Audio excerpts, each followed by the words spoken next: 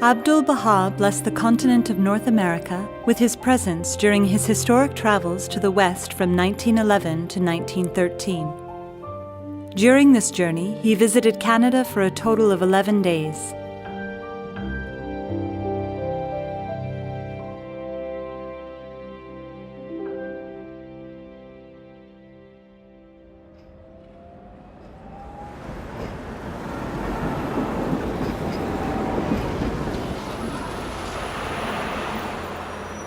8 to 10 years ago, we were a community that maybe wasn't experiencing a lot of growth. We were comfortable with where we were. It was nice spending all that time and fellowship together, but there wasn't really a sense of progress or movement, or that we were contributing to something greater than ourselves. So 6 years ago, we held a meeting, a gathering, to really talk about this question of how do we grow. And we recognized that one of the things that we had to address or grapple with was the fact that we had gone through the sequence of courses as though it was a deepening tool, but it wasn't to help us build capacity. We became aware that we actually don't know how to do anything. Like, we don't know how to share a prayer with somebody, we don't know how to go out and home visit, we don't know how to invite someone to a children's class, like we just don't know.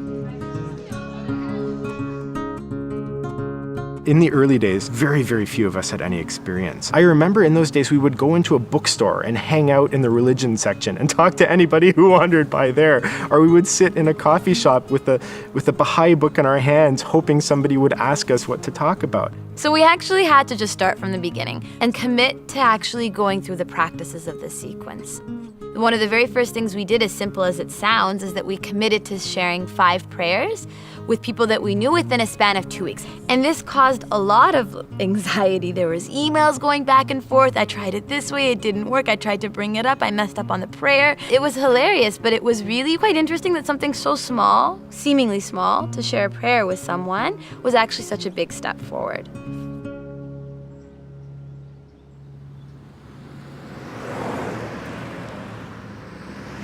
We were gaining experience with the junior youth program within our own Baha'i communities, but we began to realize that we really needed to reach out, because there were people that were interested in the program, who needed the program, and who were willing to help and contribute towards it.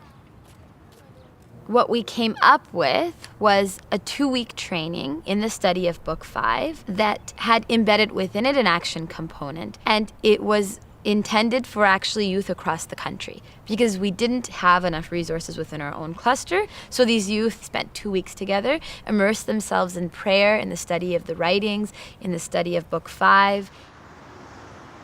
And in the evenings, they would go out into neighborhoods that were already selected and identified, and would have conversations with parents and junior youth, and within that week start a junior youth group. When we first began taking these first steps out into these neighborhoods, no one felt that they knew the conversation at all. So we had to figure out, what words do you say to invite a junior youth into the program? What words do you use to help a parent understand what this program is about? And I remember the very first day that we were preparing to go out, it was pouring rain, and half of us were hoping that it was raining too hard to go out and we wouldn't be able to. They would say it was canceled, but it wasn't. I remember sitting in a little room and with the 6 people that were in my team, and just role-playing every possible question that somebody could ask us. And no one ever asked us any of those questions, but we felt like we had to be prepared. And then we went out, and to our great surprise, we spoke to parents and they gave permission. We invited junior youth and they came. Going into these regional trainings, I didn't think a single one of the things we accomplished were possible. We went into neighborhoods, and after 2 days, we had children's classes and junior youth groups of 30 people. So the training resulted not only in 50 new animators with experience, but the cluster was gifted with these 4 to 5 neighborhoods that had some 300 children and junior youth in groups and classes.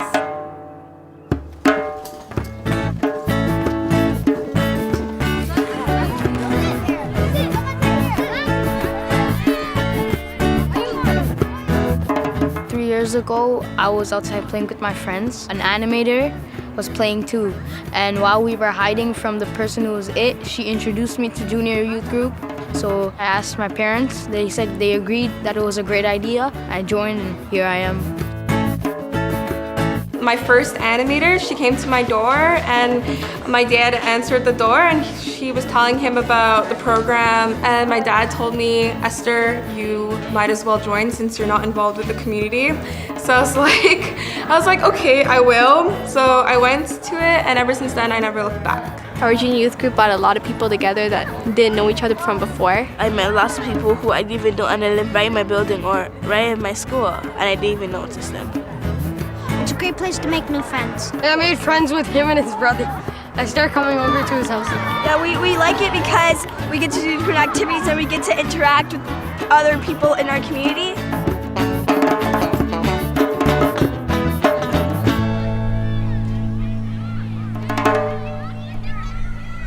So, can someone read for me what this book says? Tuva. Breezes of Confirmation, right. And what this book is it's a story about a junior youth much like you guys. So it's a 13-year-old girl named Musanda. And we're gonna read about some experiences that she's had. It'll help us ask some of these questions that I think we're all facing. Questions about what we wanna do with our life, how can we best be of service to humankind? This junior youth program affected my life, drastically. Every time I'm around somebody new, I try and think of what I learned and how it would affect other people, and I try and spread the knowledge. I've learned that my actions have a lot of effect on people, and it taught me to reflect on my day and show what's good and bad and how I could change for the next day. It showed me that we need spiritual excellence because without it, it'll be really hard to succeed in life. And spiritual excellence is when you use your knowledge and you use your heart and compassion and blend those two together and help someone. I used to get teased and bullied around the neighborhood. But then my animators, they helped me a lot to get through stuff, and if I have a problem, I would talk to them about it. Now, nothing really happens, and when I graduate junior youth, I will become an animator and just give back what I got. Sometimes that's hard to explain how we're feeling, right? Or even what we're thinking, okay? So one of the things that we're trying to do in this group is to develop our capacity to be able to find those words. There's some moments where you want to say something, but you really can't express it. So this group really helps you because it tells you how you can express your feelings.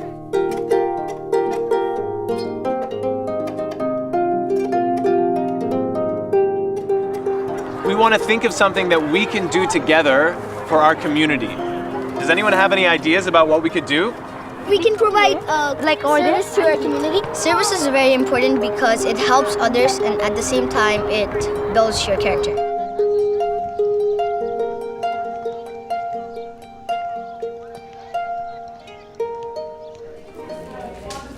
The junior youth group that I'm animating in, we've just did a service project.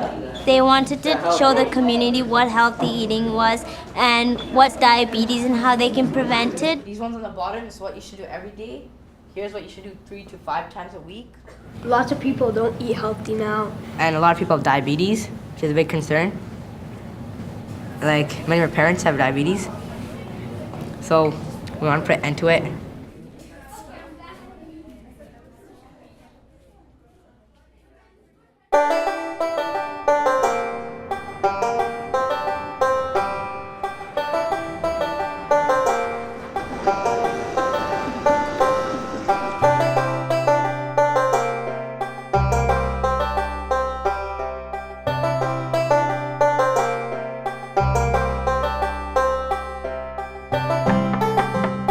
We've been working with strengthening children's classes in areas with very strong junior youth groups as a strategy to strengthen both activities.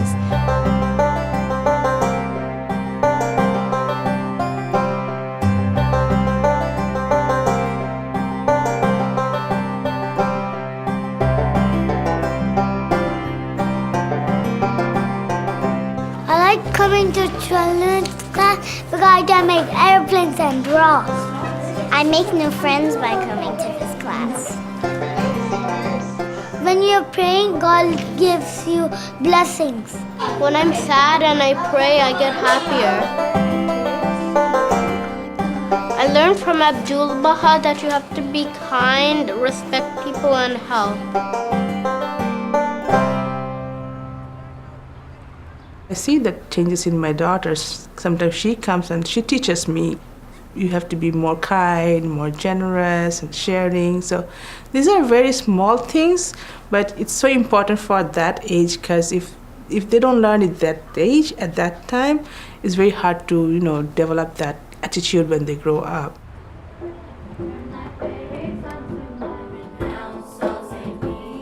The animators in our neighborhood have worked very consciously to connect the junior youth group to the children's classes in the neighborhood.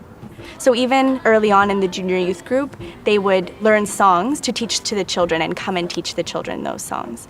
So over the years, the junior youth have slowly built their capacity to assist with children's classes.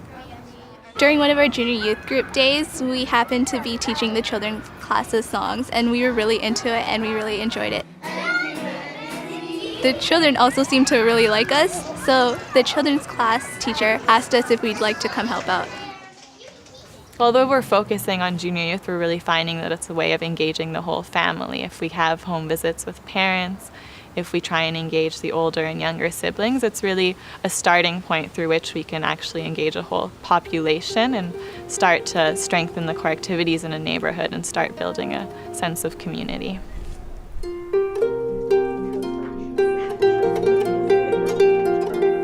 Our study circle has now progressed on to book 2. We've just spent some time talking about who we can in fact home visit. And in the same building, there's currently a junior youth program and a children's class. So our book 2 is now making a list of parents of both children's class and junior youth parents that we can go and visit.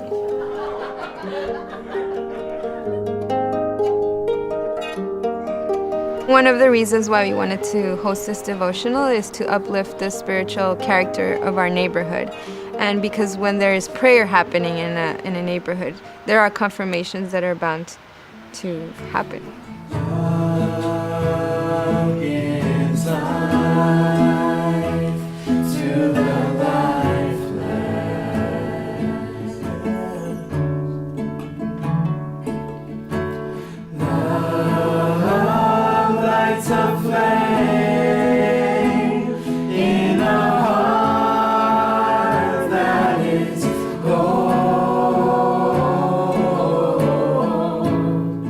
Today, that first group of junior youth have graduated the program and are now youth and are now studying the sequence of courses.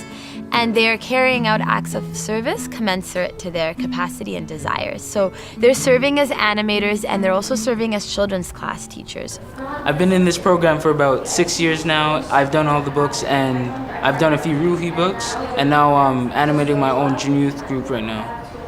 I like working so much with junior youth because I can see myself in them, how I was when I was younger, and I knew how I grew up to be. They might even be better. My animators that I was in with the junior youth, they came to me and asked me if I wanted to do my own program. So me and my friend from the junior youth said, okay, yeah, let's do it. So we went door to door, and then we had 2 kids for the first meeting, which I was kind of sad about. But then the next meeting, we had 12. So I was like, yes, the 2 became 12. So something must have happened to those 2 kids. It's only right to show the compassion and the guidance that I have been shown and pass it down. By spending time with friends who drink alcohol a lot, can we protect ourselves from getting into a habit of drinking alcohol? No? Okay. Why not? Why is that the case?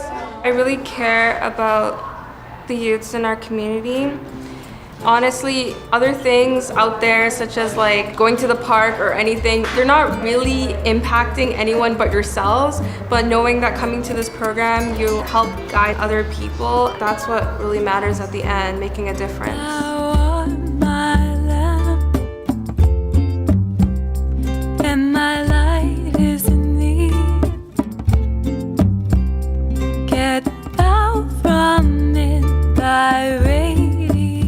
This group of graduates of the Junior Youth Program are really propelling the Institute process forward by helping form junior youth groups, children's classes, participate in study circles, and of course, naturally, the number of core activities is increasing and the number of those participating is increasing, but also with respect to the quality, because it's quite a different thing to have youth that are indigenous to the community who have known the children in their neighborhood for years and years, now to be their animator and their children's class teacher. There's a lot of children in this community, so we are planning on creating a children's class. We used to have a children's class, but those children graduated into our present youth. So now we're gonna establish a new group.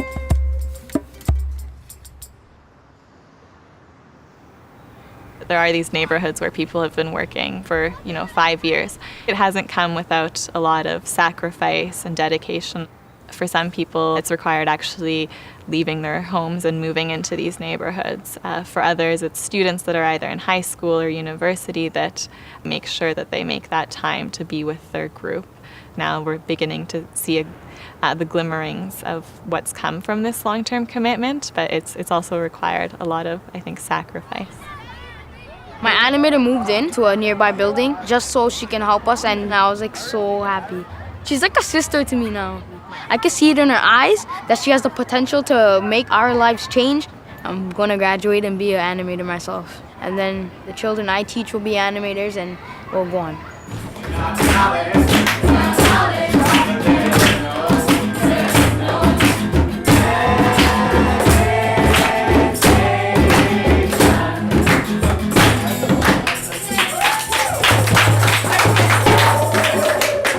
In our cluster, there's very little that's truly flourished and strengthened that's been the work of a single person.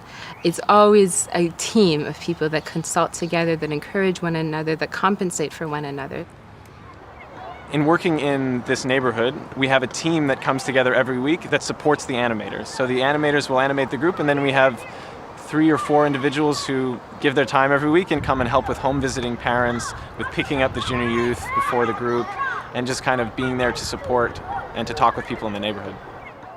When we first started the children's class, that's first summer, we had around 20 children come. But when the winter came, we had to move it inside to my home. And actually only one of the 20 children came. And despite our efforts, only one would come. And very easily we could have given up. But being part of a team in the neighborhood and having that support was really helpful in seeing the long-term vision and not to give up. Now, 4 years later, looking back, we've had around 50 children come through the program, and we have 2 strong classes, 5 of which have gone on to junior youth, which is also very exciting.